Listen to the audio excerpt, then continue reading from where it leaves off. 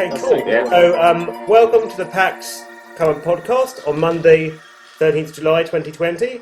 I'm Tristan, here with my co-hosts Nick and Lawrence, and we're welcoming David to the show, who's a good friend of ours, who's been going to the same open mics we used to do in Kingston for couple of years now, I think, right? It's been a couple of years. Yeah, it's been a while. And we brought him on board to talk about Asperger syndrome, which he and I both have, well, I'll say up front, which is part of the reason I started the PAC in the first place, to raise awareness of the connections between art and mental health, and to talk about the connections between that and like music and mental health in a way that we can all relate to and feel comfortable with. So, welcome, David. How's it going? Yeah, I'm stuck in lockdown, so. Fair enough. Yeah. But lockdown has obviously made you more creative. Yeah, because more creative. Yeah. David's working on his what will be his fourth album now, which is far different from all his other albums, and I'm privy to have had the honour of listening to obviously the first three albums, but all his new material, which is a different ball game. When I tell you, he's stepped it up somewhat, haven't you? You want to tell us a bit about that, actually, David, before we start? Yeah, go for it, mate. Yeah. It's called Vivacious. The album will be called Vivacious. Okay. It's just a name, word that popped into my head.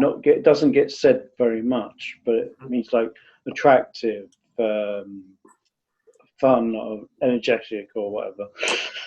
Nick remembers more than me. I always forget what it means, but it's a brilliant word, and I think it suits the album perfectly. Attractive, lively, and animated, it says. Attractive, animated, perfect. Yeah. It's a very upbeat album. It's almost got a dance feel to it. It's almost like a kind of a techno-y sort of. It's a big foot tapping album for sure. Yeah, and you're a songwriter, right, David? Hey? What instrument do you primarily like to write songs on? Keyboard. Yeah. I'm the same. Nice music. So, yeah. David, tell the folks here and who are going to be watching this exactly how many songs you've written. 137. 137 songs. Yeah. I've probably got 80 as well, but it's not finished ones. Yours are finished, yeah? 137 finished songs. That's good. All my songs are finished. I just haven't been finished, properly. You mean like produced and like, yeah. Okay, cool. So it's going to take a long time to do all my songs. Vivacious. Yeah, my fourth album, Vivacious, yeah. So how would you say that your albums have progressed since the first one? Like Nick said, it's a lot more upbeat. I mean, there's so many more energetic songs in this album than there are. I mean, the other songs are energetic, but not as energetic as. And also, I've still got my humour and craziness. Like, I'm a robot, and a robot I am. Yeah, brilliant song. Yeah. Okay, cool. So before we actually get started with the questions, I was going to ask you, do you feel like your genre shifted a bit, like as you've gone on through? As my what? Your genre, the music you've composed, has it sort of shifted or got up to new influences? Do you think that the genre of what you're composing and writing? It's just things that pop into my head when I feel like it. I get an idea, like I had an idea about the rain, and I wrote a song about rain. Which is brilliant. That's as well. how you do it. Yeah. You have an idea and you make it. And he's so clever enough that he put thunder in as percussion. Excellent. That was done by classical composers, like say way back in the 19th century. But it's cool to do that now, because I think nowadays people just take that kind of thing for granted. So yeah, that's really great. Lawrence is gone. No, he's there. Don't worry. Some people. Sorry. Sometimes it happens. Anyway, so we all miss the cricketers. Yeah, we do. Yeah. I mean, I missed the fact that it was a good atmosphere. Having said that, I will quickly say now, I think one of the good things about lockdown has been actually the fact that with our video forums, like for example, last night, it was just me and Uri and my other friend Chris, who Nick and Lawrence know really well, David, but he's really cool. He's got like Tourette's, and he expresses that through his painting and stuff, right? And the great thing is, me and Uri and Chris went on to 1 a.m, right? Now, you just couldn't do that at an open mic, and you'd have loads of people coming and heckling you and stuff. So what I'm saying is Zoom provides a platform that's separate for certain people, which is really effective. And so next Sunday, we'd love you to join us. That'd be great if you feel up for it, you know. And you can play live. Yeah, if you want to. I was going to say, most people think I'm normal, right? And because I do all this creativity, and I've got Hello Dinosaurs, the T-shirt, the movie coming out soon, or whatever, you know. But really, you know, I suffer with Asperger's, anxieties. I mean, it's probably different for Tristan, but I wanted to say what it means to me. Like, yes, like for example, people say, "Don't worry." I can't help it. I've got no switch at the back of my head. Oh, I get that too. Right, I get that. I'm the same, actually. You have to switch off yourself, which is really hard. Yeah. Just silly little things like going into a shop and trying to buy a CD and thinking they're going to press the button underneath to call the police because you walked in. You know, things like that. Or the trap door. Yeah, paranoia. I understand that. But yeah, it's been really tough. But the funny thing is, when I'm on stage, I just flip into performing mode. Yeah. You know, I've got the performing mode switch, but not the off switch. Right. Oh, that's interesting. But when you perform, anxiety doesn't show. So in a way, that the off switch does go for your anxiety when you perform. That's what I've noticed. So yeah, he's so strong on stage. I throw everything into like all my emotions, and it really wears me out and makes me exhausted. Actually, because I really push myself. Even like my songs that I've written, like everything I know, you know, just powerful. Well, that's good. So, do you feel anxiety before you go on stage? And then I'm always scared around people and being around people. I mean, because I feel like I can't breathe, and I feel like I'm going to suffocate. And also, I don't know what they're thinking. I feel like they're going to get a bottle and whack me over the head. I know they probably wouldn't, but just things I can't control. And that's why I'm high rate. Did you know I'm high rate? What does that mean in this case? Well, I think it's I get high rate money. Being a musician myself, like I think if you feel nervous before a show, it can make you perform better. Yeah. Like once I know what I'm doing and the keyboard's all set. I mean, I've been doing this a long time. Like, was I 23 probably when I first started doing open mics, and I'm going to be 39 soon. In 13 days. Yeah. So 15 years. In 13 days, I'll be 39. Well, right. Oh, well, happy birthday for that. Yeah. So, definitely that's for sure. You look about my age or younger. So, David, what sort of age do you kind of, or was it recognised that you had symptoms of Asperger's? I was born with Asperger's because I was. Everyone is, by the way. I was born 5 weeks premature and had to go into an incubator to literally save my life. I screamed when I was a baby and burst my lung. Wow! No, I almost died. And yeah. So there's that. Wow, but they didn't really know what Asperger's was in those days. I went to a special school for reading and writing and catching a ball because my coordination was terrible. Yeah. And I just literally had to learn everything from scratch, things that people would normally know how to do. Even hold a pencil, right? You had to hold a pencil with a cube at the tip of it so I could hold a pencil properly. Oh, I see. Yeah, I've seen those. Yeah. And then I just went to college and did drama. I enjoyed doing drama. I got a high grade in drama, actually. I got an NCFE grade in drama. Excellent, yeah. And yeah, always been with the music, always creative. But every time someone says, get a job, I tried. I went to Sainsbury's. I went into the interview room and there was a woman there and I was terrified. I see. Especially when she said things like, you got to work from 7 o'clock in the evening until 4 o'clock in the morning. Where am I going to sleep? Yeah. Sleep in the shop. I'll sleep in the shop. It's really, the way the whole job market works is bullshit anyway, if you ask me. They shouldn't be giving people those kind of jobs. You know, I have done, like, before this lockdown, I was QCM. What's that? Yeah, I'm trying to remember now. QCM of QEF, the charity shop. I was I've worked. I was quality control manager. I know it's not a title, but I gave it to myself. Oh, because, right. I look at the DVDs and find out how scratched they are. The CDs, find out how scratched they are. I'm good at that. I'm good at spotting fakes. I'm good at looking up records and finding out how much they're worth. So I've done all of that. Oh, good.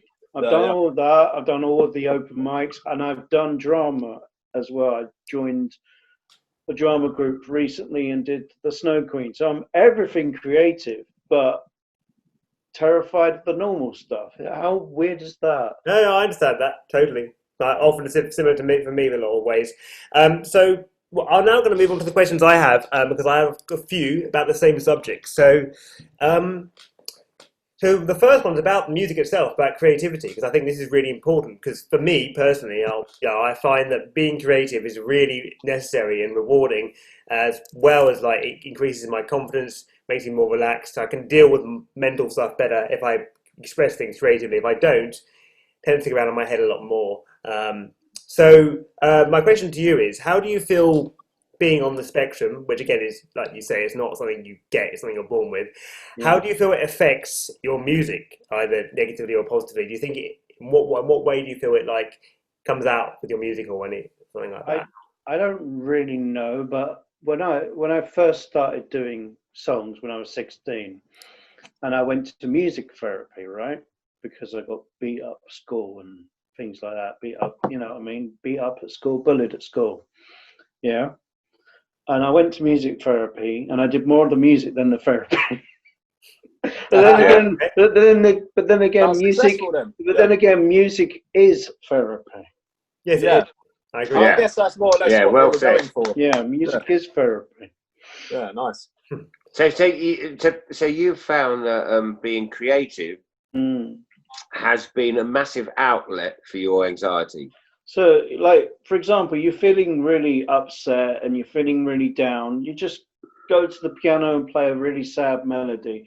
It doesn't matter if you don't know any notes. You just play a sad melody because it brings out all the emotions, and you just pour your soul into. I pour all my soul into my music, and then when I sing it, oh my God, it makes me so exhausted. You've heard me doing some crazy stuff, like how high. Yeah, of course. How high can I sing, and how long to hold a note for? And I just constantly challenge myself with different songs. I mean, not so much with this new album, but more like Beyond the Horizon, that kind of thing. David's also a prolific writer. Yeah, right. Lots of stories. Well, not as many as songs. But he's I've got 3 main books. 3 books. Cool. And they're great. I read Trondor and Tale of Egypt, and they're both fantastic books. Very comedic. Nice. The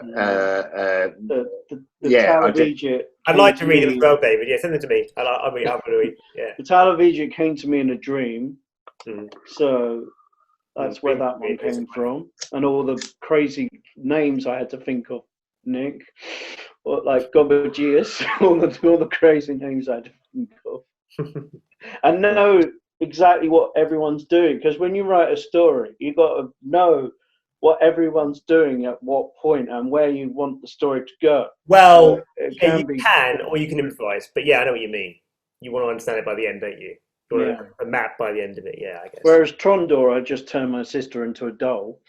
So okay. Yeah, that's a brilliant story. It sounds horrible, but it's a great story. Honestly, it's really interesting when I hear about the creativity of other people on the spectrum. Yeah, like my creativity is so completely different from yours. Like, it's so much darker. You know, like I said, just everything creative, but struggling with things like, you know, interacting with people and not knowing what people are thinking, even family. you know. Yeah, you know what I just don't. What I've learned to do is just not to care what they're thinking. You have that. I mean, it's hard, but you have to just. Well, I find like I guess maybe it depends how you see the world. For me, it's better. I don't care what people think, but sometimes though, I know what you mean. Occasionally, I'll get into this paranoid state when I'm like really worrying about, wandering around thinking, what's these people thinking? What are people thinking? I do get like that, but it depends on like what's going on in my day. Everything is very tough, but I guess that creativity kind of makes you become in a fantasy world. You can become a different character. When you're on stage, you're a different character. When you're doing drama, you're on a different when you're writing a story, you're every character that you write. So that's a good point. You just you come away from normal world, because normal world is depressing, upsetting, anxiety overload. You know what I mean? Yeah. So it's better to drown yourself in creativity sometimes. Yeah, I do get that, and this is something I wanted to mention as well. Really, I'm going to be really honest here and say straight up how it is with me with the PAC. Like, so I can go on stage, I can host events, I can do all these things that require extreme confidence. I can embody that on such a high level, but in a way, it's still just like the mask. I mean, we talked about this in our podcast. It's part of something you wear in order to project that part of yourself, and the other parts, the anxieties, for me, get buried while that's happening, but they'll still be there, and they'll still come out sometimes. So it is just different the way it's expressed. But I totally relate to what you're saying. Yes. See, what I would say is that who's to say that the creativity that comes out of your brain is not the real you, because that is the real you. That's your mind creating. What I was going to say is, look how much I've accomplished. Look how much I've done. Yes. I mean, it's insane. Yeah, it's amazing. Yeah, is that not insane? It is. 137 songs, 3 books, 3 books and 137 4 songs. albums on iTunes, Amazon, CD Baby, Spotify, YouTube. Have you got a lot of views then, or you got a few? You got some fans and followers on? I wouldn't really know. Well, you will. As down the line, we might be able to help you with that. You never know. Yeah. So yeah. He's had 984 people read his book, Trundle. Yeah, 836 wasn't it? Great. 800. Well, you might have looked at more than me. It's probably 934. That's brilliant. Yeah. I can't remember, but I know it was. That's why I thought of writing number 8. I wasn't going to write number 8, but because it became so popular on Booksy, I was gonna write number 8, but it's more complicated because it's all about time travel, and when you write a story about time travel, it can be very difficult to write. Yeah. Yeah, I've written those in the past as well. Like they just got wrote 1 years ago. They got so overcomplicated, and it just ends up being completely bonkers about these aliens going back in time and these people fighting them, and they all had these violence and this orgies. And this is like when I was 15. It's just ridiculous. And I eventually got fed up with writing because I couldn't figure out how to. It doesn't have the same flow as the other 7, if you know what I mean. What do you mean? Okay. Yeah. But I don't know. I'll keep working on it until I've had enough of it. That's good. How much writing do you do a day in any? I actually not working on it. Well, on and off. I don't really do. I haven't done any writing today. So you get up quite early in the morning, I know. Sometimes I can't sleep. I was up at 2 o'clock this morning, swapped to my bed, 5 o'clock in the morning. So I've already written a new song, so I don't have to write another one now, especially as my book is full. It's full. He's got a songbook, yeah, absolutely full. It's full. Essentially, all the paper has been written on, yeah. All the paper's been written on. It's full. Well, that's exciting. You can buy a new book. I quite like getting a new book. Yeah. Mm-hmm. Sort of start of the new chapter. So, David, what sort of music do you listen to anyway? Is it as kind of just your sort of relaxing music or whatever? I used to, but I don't really listen to music that much anymore. I mostly listen to me. Sometimes that's the best music to listen to, though, isn't it? Especially when I'm working on, I'm working on Vivacious, so I'm mostly listening to Vivacious and figuring out what else I need to do. Right. Great. I mean, I find like listening to lots of different stuff is good, but I suppose it depends on. Yeah, I mean, for me, I struggle with that. Things I like, I'll tend to stick with. I'll explore the genres, but I'm always trying to get to the highest level of each one. So with like classical or like really complex metal piece, I'll just listen to it over and over again and try and really understand it. And But no, mostly I'm watching TV or playing games and falling asleep because there's nothing better to do. I've got nothing. I've got no charity shop. I've got no open mics. I've got no drama group, and I really miss it all. Well, we've got this mic. They'll be coming back soon, though, by the looks of things. Yeah. But it's not very helpful for you. People with mental health. It's really not helpful because the lockdown. I agree. Because you've been stuck inside and had this isolation. These walls start closing in on you. You kind of get started like cabin fever. You can't quite get scared of actually going outside. Yeah. Do you live alone, David? And I'm worried it's going to cause another, another wave. I live with staff looking after me 11 o'clock until 1 o'clock every day. Okay. Oh, okay. Yeah. Okay. 11 o'clock in the morning to 1 o'clock in the afternoon. Huh? 11 o'clock in the morning till 1 o'clock in the afternoon. Yeah, 2 hours. Okay. So they were the guys I met the other day. Yeah, not that I can do a lot with them. They mostly get me to clean my flat. Yay. Which you do anyway, don't you? It's quite a clean flat. Well, you want to get Tristan round to do it. I had to hoover it today. Did you tell the other two? Did you tell the other two it's like a TARDIS? He's got the hugest flat in the world. It's ridiculous. Well, it looks like a regular size from the outside. And his house is called the Shambles. How cool is that? What do you mean his house? His parents' house? The house is called Shambles. Oops. Yeah, that's a great name. Nick fell over. He's got to go to the hospital now. Oh yeah. I'll knock the phone off. I'm going to ask the next question. I was going to say. You go first. We've got another question here. Basically, my next question is similar to the first, but it's about talking about performing again. So performance and confidence in relation to like Asperger's and ASD. So we were talking about how you're confident on stage and how it's different in other situations. I was just wondering if you think why that is. What is it about the art that makes you more confident? Is it just the embodiment of being this creative thing or being fantasy? What is it? Tell us what you think. Yeah, I guess it's like that, but it's like I said, you just flip a switch and become into performing mode. When you're around people, you're just like, you can't tell what they're thinking, but when you're on stage, you know that they're there to be there to listen to you. I've got my shield behind me anyway. I've got my shield in front of me anyway, my keyboard. So that's really interesting. Yeah. So then but then you worry it's going to get damaged. So David, right? So your on stage persona, right? Is where you have your confidence from. So why?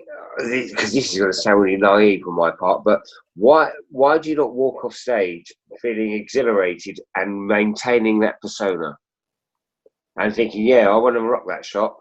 I fucking had that show. I was great. Why can't? I think it just the exhaustion, can't even say the word, the exhaustion of performing and the fact that you're now back in the real world, you're not performing anymore. It all starts, it literally like a ton of bricks falls on top of you. I would say to you, though, that your real world is performing.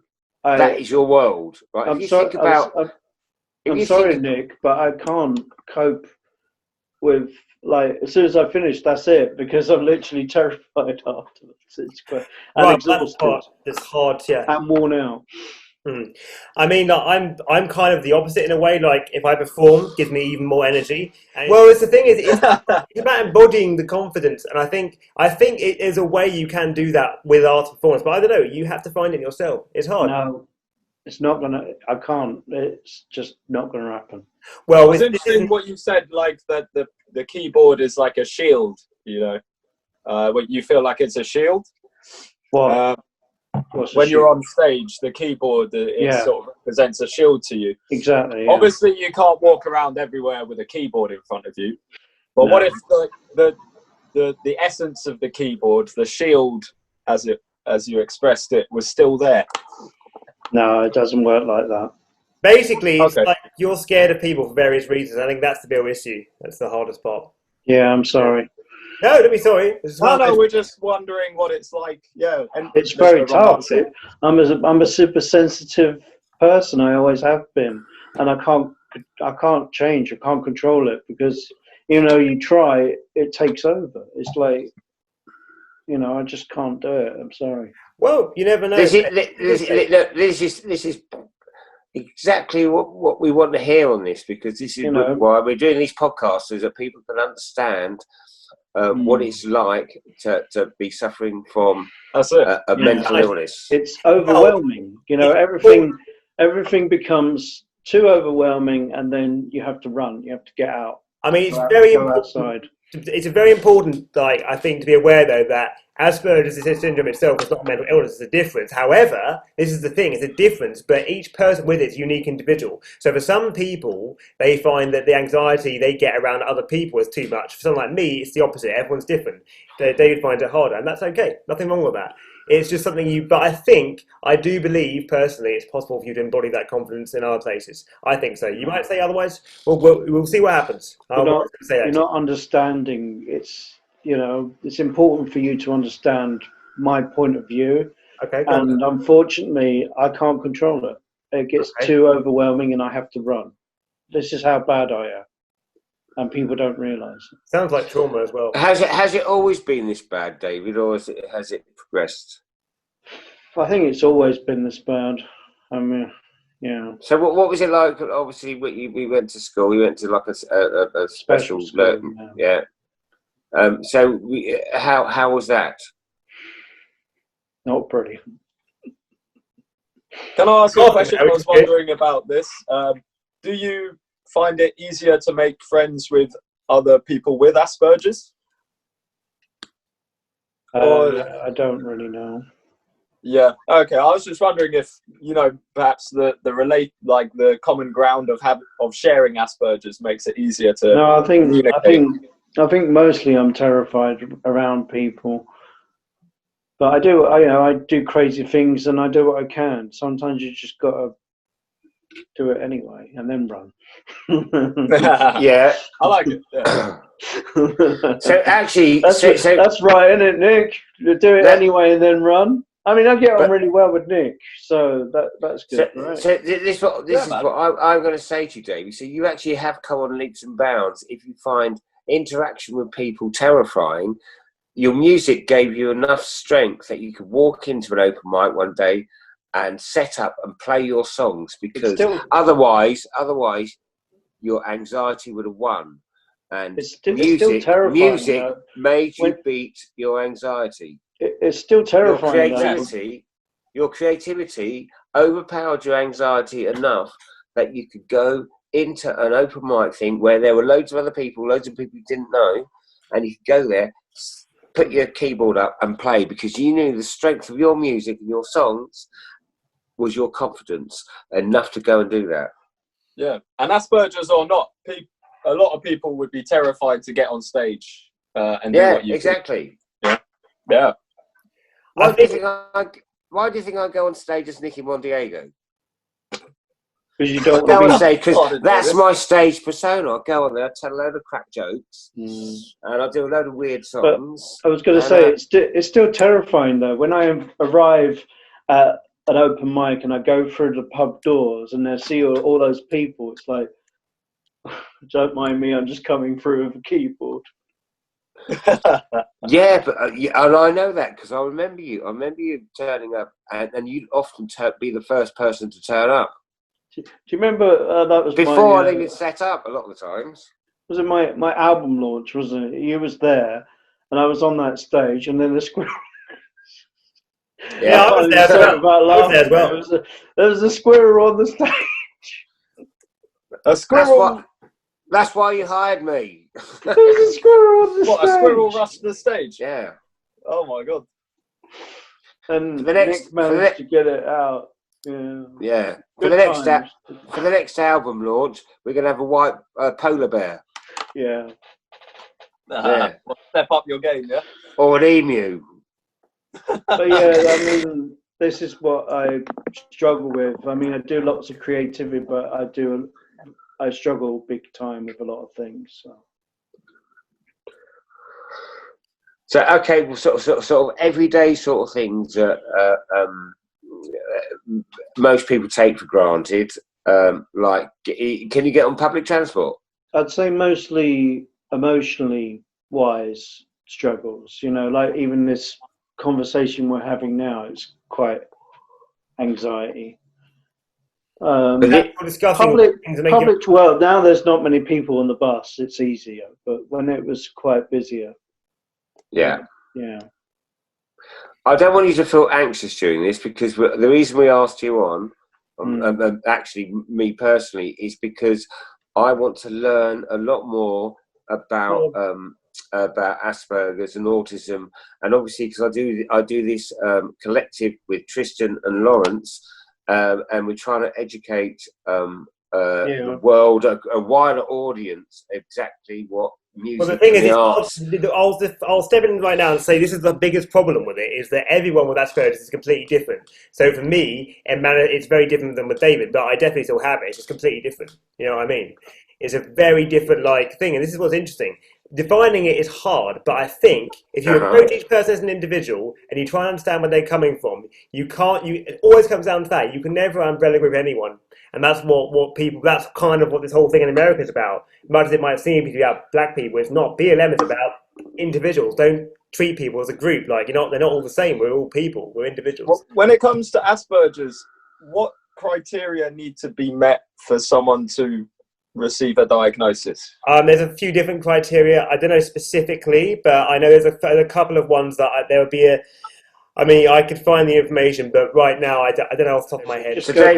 Just go by your symptoms. It's like when you can't look at people straight in the face, when you can't socialize, when you rub your hands together and you feel agitated and But I don't do that, for example, but I still have it. So see what I mean? It's have social situations. That's what's classed as Asperger's. Right, but that's the person though. I have that issue. So you know what I mean? This is important to differentiate as well, I think. It's interesting though. It's interesting. I did used to be like that. Actually, there was a time when I was like that. When I was a teenager, I was really scared of people. It was when I had anxiety about germs, actually. I used to be really scared of people, and then over time, it just reduced and I started going out. So everyone's different, you know. It's lockdown kind of tested that a little bit, didn't it? Do you want to know the one main thing that runs around my head that I can't switch off? If anyone is upset with me for what I've said or what I've done. Because I constantly have to ask, are people upset with me? Do you deal with a certain level of guilt regarding how you may have offended someone? Would you say? No, it's just constantly worried that I've upset people by not saying the right thing. Yeah. Well, I know for myself as well. Guilt can feel very crippling. Everyone's different. I think the great thing is, though, like you say, when you embody that thing in music, it's really powerful and you're really confident. And that's really, really great to see. I always like seeing that. Like Nick said, that's my stage. I'm David Stephen Porter when I'm on that stage. You are the best version of yourself. That's nothing wrong with that. That's great. It is still you. Very much still you. See, how I look at it, David, is that you are inside your body and mind all that time is that creative person, which is pretty much something from their own spirit, their own soul, which is what you do. It's what any performer or musician does. They learn and they. Yeah, I was just saying that actually maybe that everyone is just following a mould in society and doing this, going to their jobs and you've heard me say this before, going to their jobs and doing mundane things all their life. But really their creative spirit and soul, which makes them produce music and art and literature and film, maybe that sort of stuff that is intrinsically inside their soul, and it just comes out. And maybe that's the real us when we are creating something, rather than just hammering nails into some doors or whatever, because I have. Yeah. I've noticed. I think that's a great point. Because before we had all this, this huge industrial revolution and the world we live in now, I think people are much more spiritually in tune with themselves, and I think it's writing and creativity is the natural person in us. Writing, music, film, literature, the whole thing. Creating. It's all about creating. I agree, totally. It is the most important thing. I'm not talking about creating, but I'm not talking about creating Big Macs and McDonald's. Exactly. I'm talking about great art. Making Unlocking things something unique. and this is obviously, David, this is where the real you is. And I understand that when he comes out once in a while, and that's your creativity. You wanted to learn to play the piano, you wanted to be a writer, and you're doing all these things. It's amazing.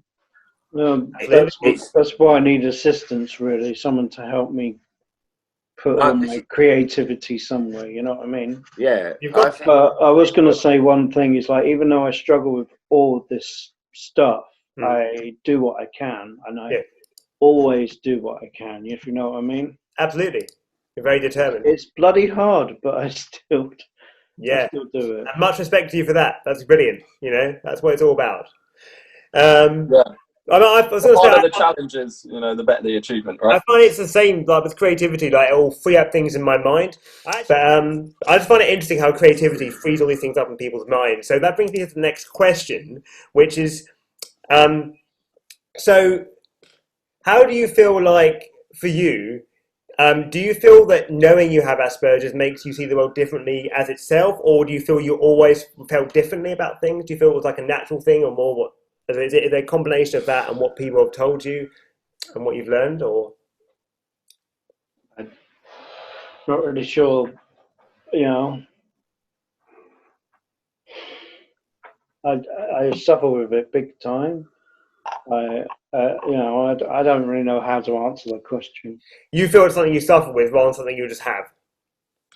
I guess we're all different. So what's the difference from something you have and suffering from it? If you're suffering from it, you have it. What's the difference? Because in my case, I don't suffer from it. It's just part of who I am. It's how you look at it. Maybe you suffer from anxiety because of it. It's how you look. But Tristan, I would say, right, that actually you do suffer from it. I would say that, because I've known you for a long time. I've interacted with you, and I know that you have quite a few specific traits which would put you in that area automatically. Yeah. And I know, and you say, "Oh, I don't have confidence issues," but you do. And your creativity allows you to relax those confidence issues. But I have seen you outside of a creative environment, and I know that you actually, on a day-to-day level, you do actually struggle. Right, in this environment, and this is an accolade, you excel because this is where your creativity engages your mind, and you have the energy. Now, this is exactly the same thing with David. Yeah, but you yourself struggle in a normal daily environment. It's when you're in the arena of creativity and doing stuff that you actually kind of I hate to use the phrase, but normalise. No, okay, right. Here's my answer to that. This is really important, actually. It's a really interesting point. The way I look at it is this. What really happens is this. People, in my opinion, autism and Asperger's are not even wrong. They're different.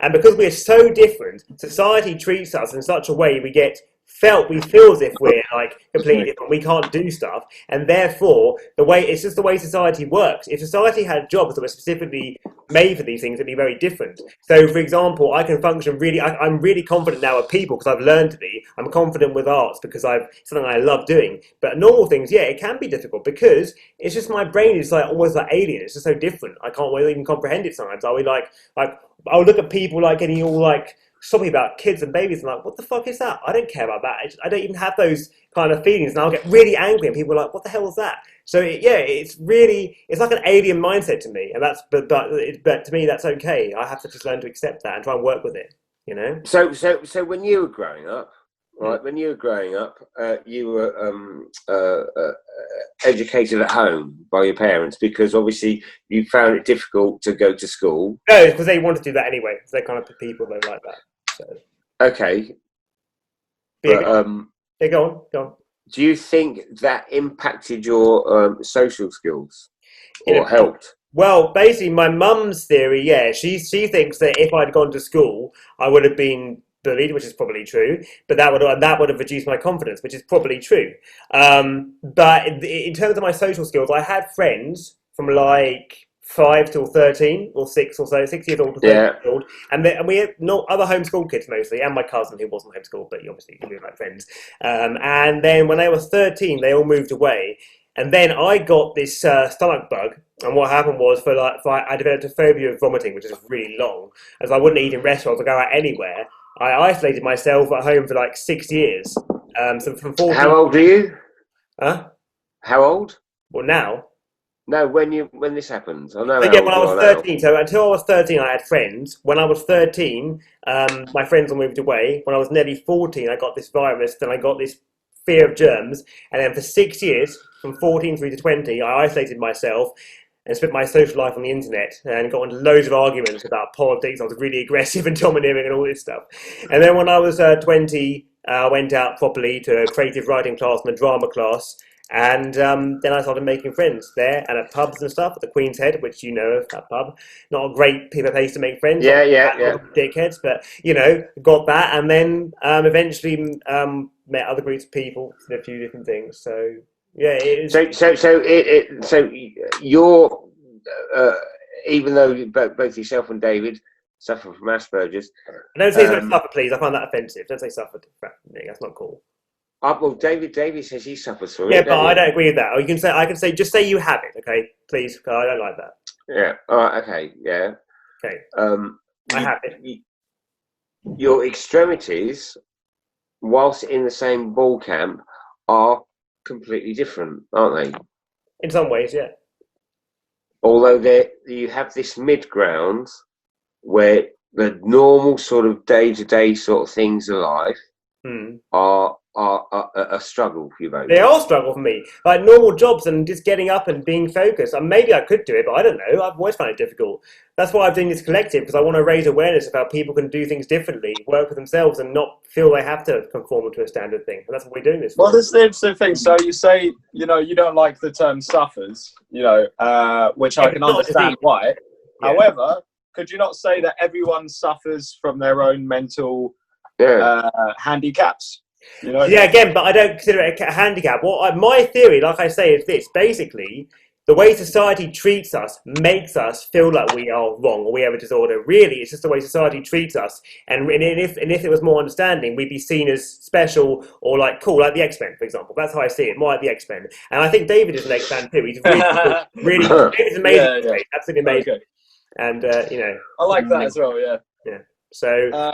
I just learned to be very confident and very assertive because I've had to. This is how I've managed to get on with things.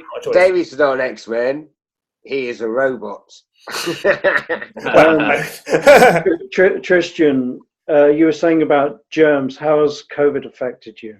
Thank you for asking. Yeah, so like you were saying about social, the isolation part. Obviously, when I do go out, I meet people now, so it's fine. But there was a period when the lockdown was really bad, and when I was isolated, I live in my own flat in Thames Ditton, but I live totally alone. I don't have any carers or anything. I just live totally alone, and it really affected my mind. I think because now I found that when things do go wrong, I react much worse than I used to.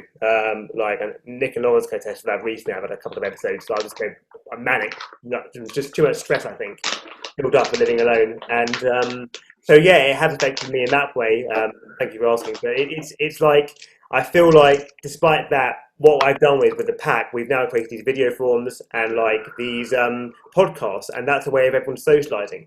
And so then on that basis, next Sunday, if you feel up to it, we'd love you to come to our Zoom meeting tonight. I was going to ask one last question I have really. We can go on to like 1:45 roughly. So how do you feel that music like do you feel that music helps your emotions or your emotional state generally? Do you feel it helps you to like? It's both, isn't it? It's pouring your emotions in and then getting emotions out, isn't it? Yeah, it is. It's actually putting the ingredients into the cooking bowl and then eating the fucking the meal you've made and thinking, yeah, I love it. That's great. And then having an emotional response to that. Yeah, and then sometimes you think, yeah. Oh, I'll make that next time with a bit more pepper. You add something different to it, and it's A bit more chili. every time. Yeah, and that's the stuff I love about creativity. That's a nice analogy. Yeah. I was going to ask to David, when it comes to your music, what do you feel like? Do you feel like you've expressed every single kind of emotion which you could through music, or any certain emotions? I'm just curious to know. Do you feel like I throw everything into my music, don't I, Nick? Yeah, he does actually. Yeah. Yeah, but I mean, like, have you ever written like a really angry song, or a really soft song, or a really like esoteric song, or like? I'm always writing ballads. I write whatever I feel people might enjoy, rather than what I used to do, which was loads of melancholy stuff. Okay. His new album is really upbeat though, and it's correct because obviously, Lawrence, you know the song "Hello Dinosaurs," which is a brilliant song. It's the most standout song. And I don't know. I'll have to listen to this now. I will listen to David and give you a review for sure. I will listen. I remember that being quite a positive song. Yeah. Dinosaurs. Do you remember, David? I was around your house. Yeah. David. I was around yours on Saturday doing those recordings. Yeah. And I mentioned when I first heard Hello Dinosaurs, and I was playing pool, and I walked round, and there was a guy. You said you had a guy playing percussion. That was Lawrence. That was me. Oh, okay. Yeah, I played with you at the Cricketers years back. Yeah. God, that was a long time ago. Oh yeah, but I remember it. It was great fun. Yeah, I loved it. Yeah, now you mentioned that. Now I remember that. Yeah. Well, we were just talking about. I was wondering what's Lawrence doing here. Basically, Lawrence and Nick are the core members of my team. We are the PAC. I met all of you guys at the Crits. Originally, yes. And look what happened now. I was going to clarify. I was going to clarify myself. Is that right? Yeah. Clarify myself. See, I may be super sensitive. I may have all of these difficulties and troubles, but I've always got my creativity. Yes.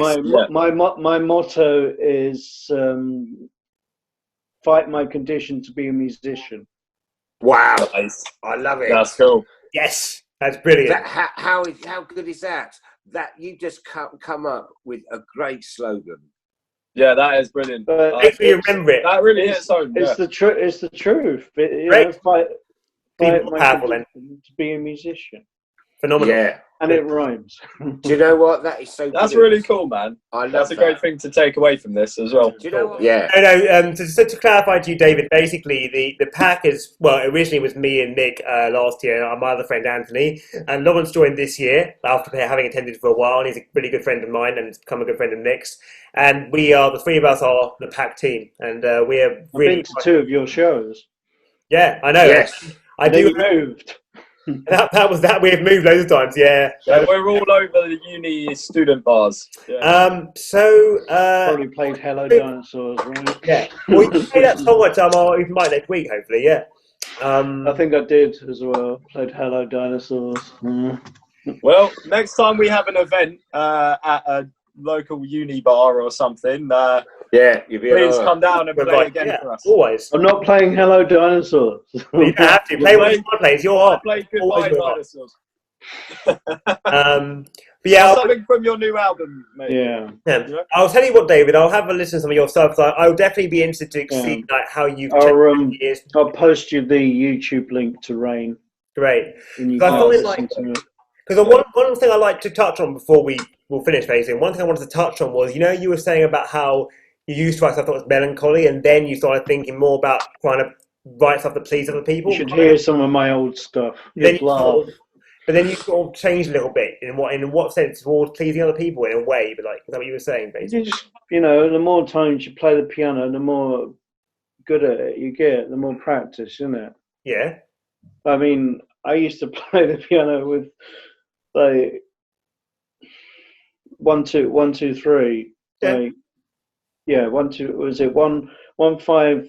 1 5 4. 1 3 1 3 5. 1 3 5. You mean and now I do octaves, which is a lot better than 1 3 5. Oh, right. I see what you're saying. Oh yeah, if you ever want to do music theory, David, my music theory knowledge is off the fucking charts. I can just teach you the whole thing, like pretty much. But my music's fucking. I tried music lessons. I ended up doing it myself through. So what I did was I learned on YouTube. That can be equally effective. We didn't have YouTube in my day. We do now. And what we can do is, David, you can send me some of your stuff. I'll send you a link to my page as well, because I've got a separate page with some of my songs on it. So yeah, cool, brilliant. No, at some point at some point I want us to do we should definitely do a podcast about the different ways that people interact with music. I think it'd be really interesting at a different level. At some point. Yeah. So I think we'll actually conclude there. Unless you've got any more questions, guys, we can probably finish that. I think. I'm very happy with what's been covered. Yeah. Yeah, we did. David, thank you very much. Yes, thank you so much for coming, David. A fantastic podcast. That was amazing. Thank you so much, guys. And thanks for your honesty and your enthusiasm, mate. Yeah. It's been great. Yeah. It's been enlightening. Thank you very much. We'll continue talking after anyway for a little bit. Brilliant, David. But we're going to end the recording now. So thank you, guys. Have a good one. Bye.